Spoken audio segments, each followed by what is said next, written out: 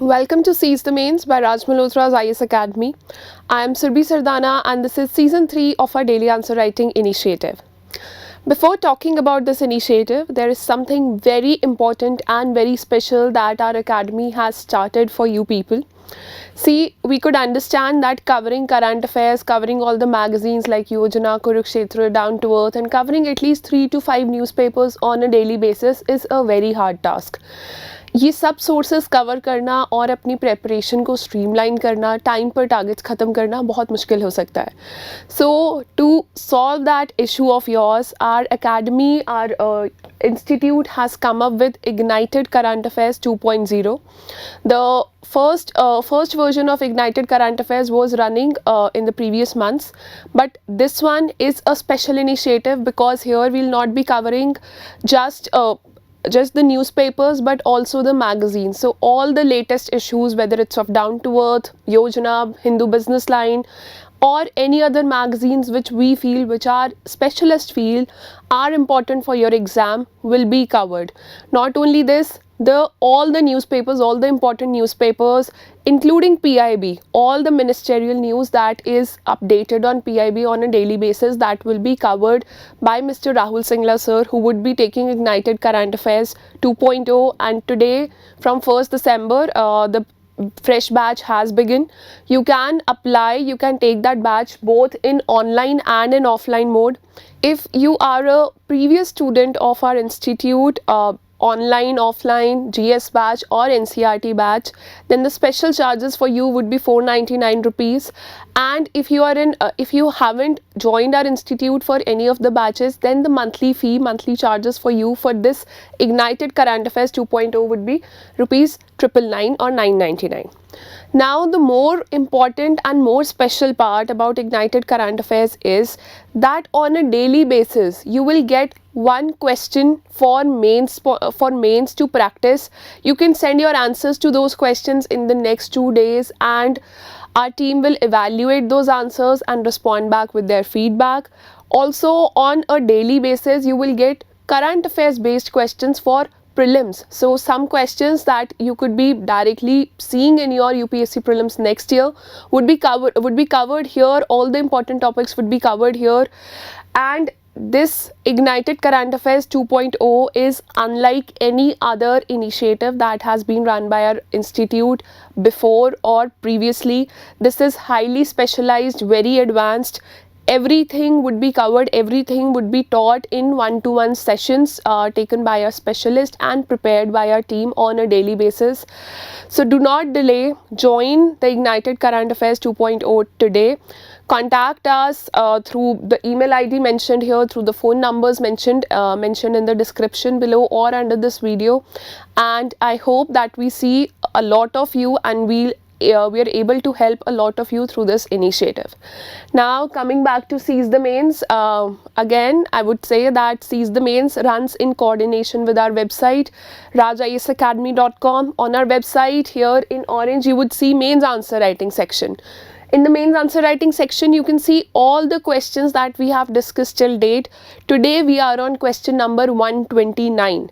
So the previous 2 seasons, they had 63 videos and they are available in the playlist section on our channel. This is season 3 that we are doing and we are close to 130 questions now. 129th would be discussed today. All the questions with their model answers are available on our website.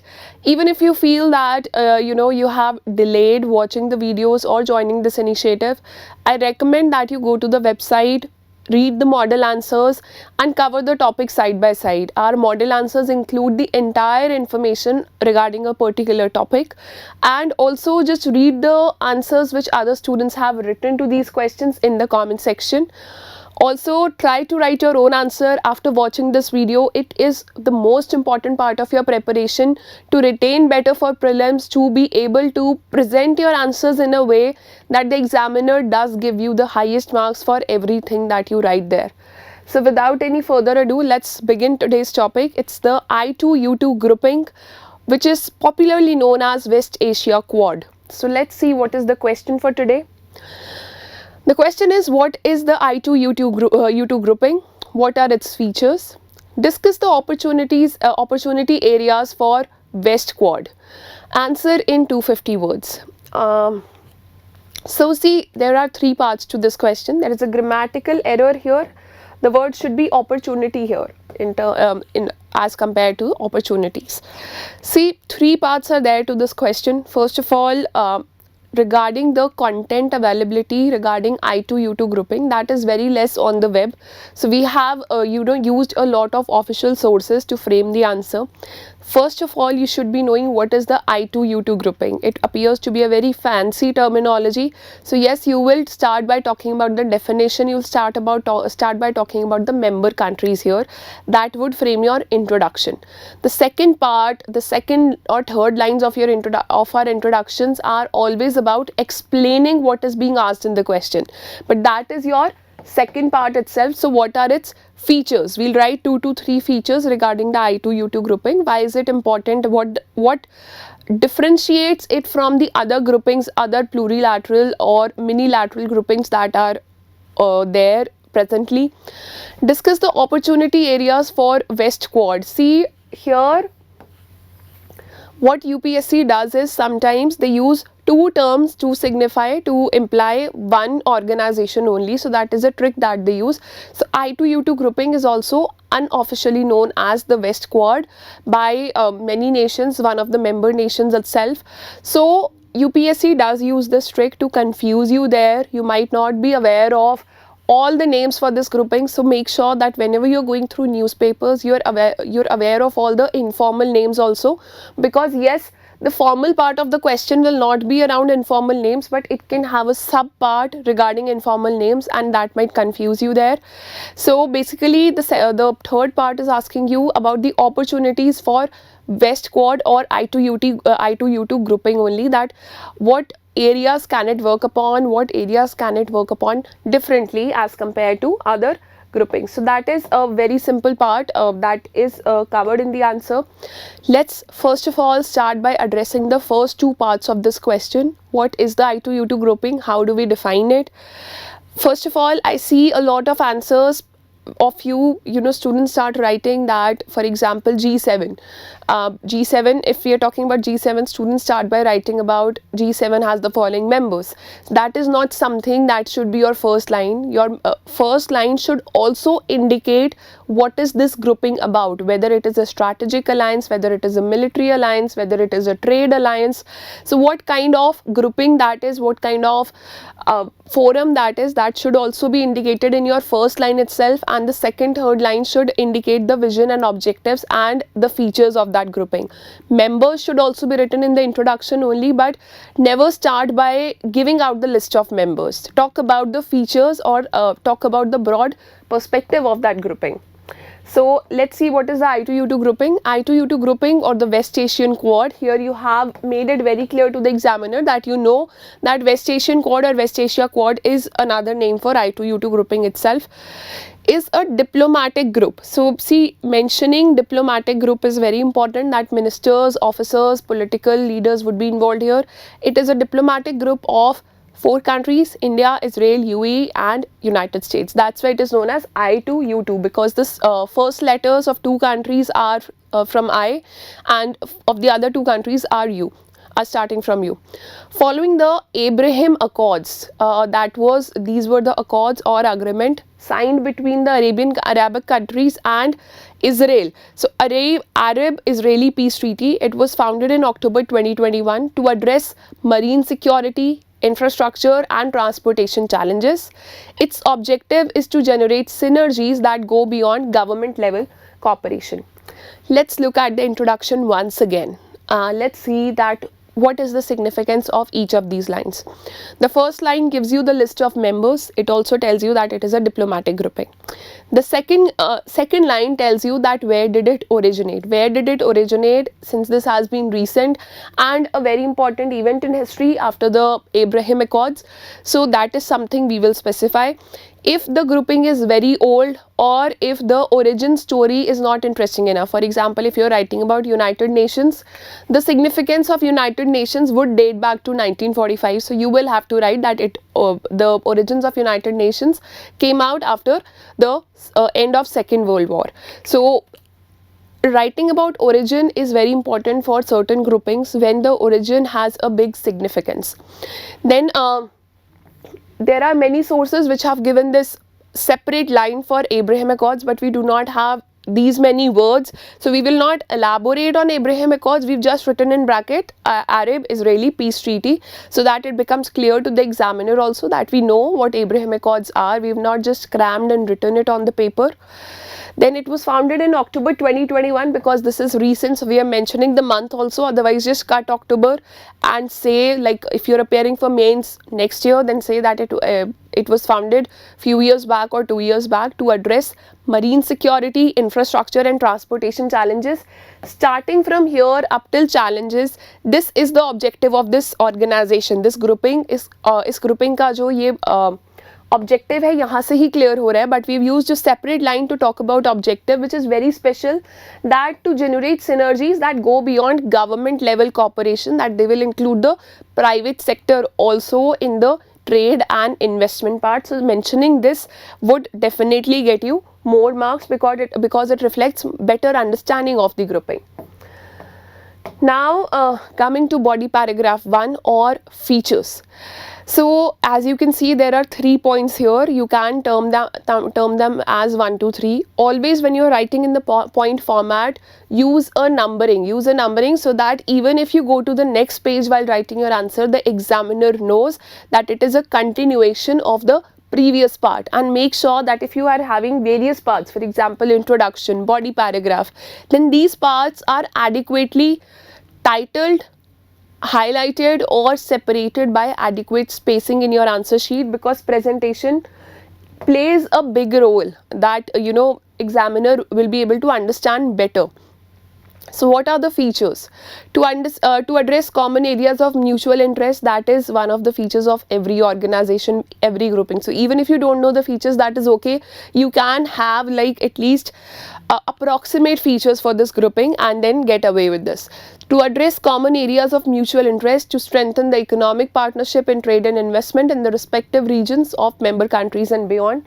The second one is the countries have jointly identified 6 areas of cooperation, and these areas are very popular in newspapers and in articles, with the goal of encouraging investments in water, energy, transportation, space, health and food security. And the third one is that it intends to mobilize private sector capital and expertise to help modernize infrastructure, low carbon development pathways for industries, improve public health and promote development of critical emerging and green technologies. Now see this third part goes back to this objective that you have mentioned here, synergies that go beyond government level cooperation. So here it intends to mobilize private sector, so that justifies what you have written, and here a connection is also created in the various parts of your answer. Also these features have been written in full sentences. I recommend that you use something like this. If you are talking about 3 features, use an arrow approach like this, or any kind of flow chart that saves you on the words. You can answer your entire answer also in the form of flow chart, but it should not become shabby. It should be very clear, very clean, and it should not interrupt with the flow of the answer. Then in the body paragraph 2, we'll talk about opportunity areas. See, the first opportunity area is that it empowers the partners, all the 4 partners, and encourages them to work more closely together, which will lead to more stable region in the following ways. And we have underlined all the opportunities in terms of geopolitics or stability of the regional stability for all the 4 countries. For example, for USA had had relations very rough in times of Trump administration. So the relations with many of the countries or regions of the world, they went through a hard time. So USA can expand and restore partnerships that suffered during the previous regime. Do not mention names of leaders in a negative light in your answers. It doesn't give a good reflection in the previous regime, and also reframe relationships in the Middle East. That can happen. Then for India can play a greater global role and deepen ties with the Middle East, an area it views significant because we have a large diaspora there. And for UAE, there is opportunity to get an edge in the Persian Gulf. And Persian Gulf is important because the maritime route that sees most of Asia's oil passing through it. And for Israel, obviously, it has not had good relations with Arab countries. So, especially after signing the Abraham Accords, and this grouping gives it a platform to improve ties with the Arab world, because leaders of UAE and Israel, they will come together for the meetings or the summits of the grouping very frequently. So this was about the geopolitical part. Again, this will not require a lot of words. It appears to be a long one, but no, it won't require. Just one line for each of the countries is enough. Then talking about the second opportunity area it has is emphasis on connectivity, transportation, and a food corridor. Food corridor has been talked about, looking at the COVID situation, the situation that the pandemic created, looking at the situation that the war created. So having food corridors is very important. So its emphasis on connectivity, transportation, and food corridor has the potential to enable movement of critical supply chains seamlessly across South Asia, Gulf and Middle East, all the way to the Mediterranean and Southern Europe. So let's stop here. See, whenever you're talking about connectivity, food corridors, or any types of international corridor, mentioning the name of regions, especially in your IR answers, international relations answers, is very important. Don't give a vague definition of regions. Mention the region specifically. South Asia, Gulf and Middle East, all the way to the Mediterranean and Southern Europe. All important regions of the world, all important regions which will be covered by these 4 countries. Then here is an example, that Etihad rail project that promises to link all the Gulf with its partners by 2030. That could open up more than one market for India. So Etihad rail project is not a part of this grouping, but yes, Etihad rail project promises to link all of the Gulf with its partners by 2030. So if you have a railway network that connects all the Gulf countries, you can use that as a food corridor in times of crisis. You can use it for better connectivity, better trade in all times. So that could open up more than one market for India. So even if India was sending its products to just one country, now it can send it to multiple countries through that rail link. The third one is about the standards and benchmarks. Again, a very important initiative here. The new code will not only work to reduce trade barriers, but also harmonize standards and benchmarks for production and trade. So there have been many issues regarding the quality of products that India has been exporting. So since harmonization of standards and benchmarks will take place, it is important for India. It will become important for Indian agricultural exports, which suffer at the hands of phytosanitary issues. So that is something that could be addressed, India being a part of it. The fourth one is obviously trade and investments. It is a mechanism for United States for extending its infrastructure investment and transparency initiatives. What are these IIT initiatives of United States? See, China has been building the BRI, Belt and Road Initiative, is being run by China. So the downside of Belt and Road Initiative is जो investment products, investment जो China कर रहा है, that is based on loans. So lot of countries, because of the heavy loans given by China, they are under debt. So USA and other G7 countries, they have advocated this idea that these are not transparent investments that China has been doing. So US has its own mechanism of infrastructure investment and transparency initiatives. US and other G7 countries have it. So this grouping will give a platform to United States to extend its infrastructure investment and transparency initiatives to include partners in the Middle East, South Asia, and to compete with comparable Chinese initiatives. So in Middle East, South Asia, that is where China has been popularly running its BRI initiatives. So that is a very big platform to USA as of now. Secondly, India is a big market for all these potential partners. Yes, in 2023, we will become the most populous country of the world. We'll surpass China. We are projected to surpass China. But that also brings benefits that we have also become the biggest market of the world. So India is a big consumer market for the members, as well as a massive producer of high-tech and highly sought-after goods. So that is something that we could include in trade and investments. Then there are global goals. Global goals, basically they are popularly known as the Sustainable Development Goals, but here we are writing global goals generally. That there is an initiative called Agriculture Innovation Mission for Climate Initiative, AIM for climate. See, day before yesterday we were doing millets and how they can help in climate smart agriculture. So this is something, this initiative was run by 3 countries, United States, UAE and Israel. They seek to address climate change on one hand, and global hunger parallelly, by uniting participants to significantly increase investments in climate smart agriculture and food systems, in food system innovation over next 5 years till 2025. So India has a major role to play here, and India has a major benefit out of here, because countries like Israel, United States of America can give India latest technologies, can share latest technologies, whether it's through loans or through technology transfer. So India has promised, India has shown keen interest to join this initiative. Plus, this initiative as a whole would help the entire world in fighting climate change and climate change induced hunger. The 6th one and the most sought out, most potent opportunity here is the maritime security. All these countries, they have international waters, they have international boundaries, they have sea boundaries, they have coastal areas.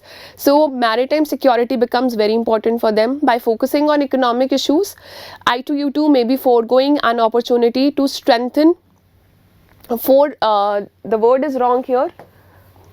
By focusing on economic issues, I2U2 can focus on opportunity to strengthen cooperation on maritime security, to cooperate on responding to the challenges and concerns of states in the Western Indian Ocean region, a region where USA feels threatened because of initiatives of China, where India feels threatened, and Western Indian Ocean, it is important for trade point of view for the other 2 countries also.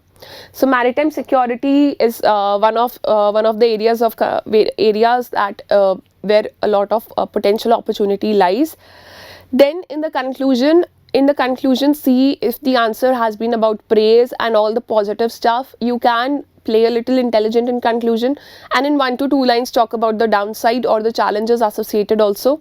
So let's start with that. The largest challenge facing I2U2, that more broadly, its members have different strategic perspectives. See, India and USA, they are anti-China. US and India view China as their most significant competitor.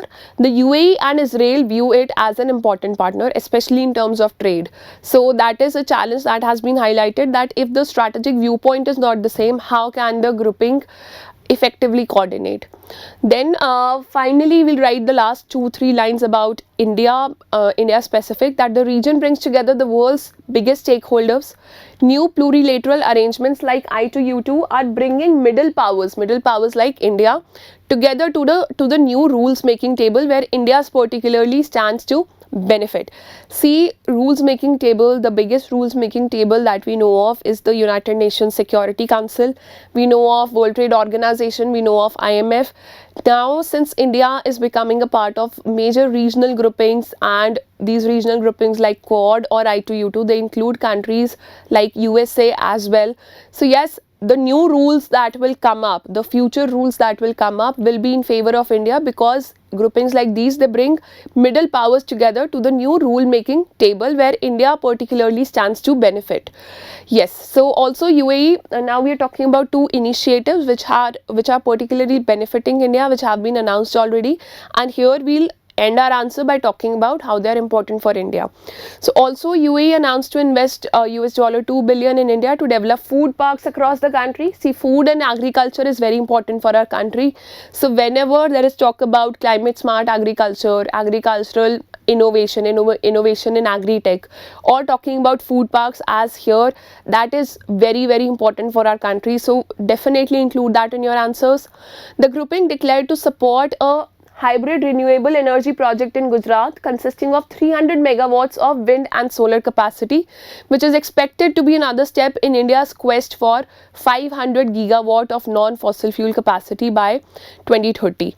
So yes, this ends your answer. We have talked about all the different perspectives. We've talked about all the different parts that this question demanded from you.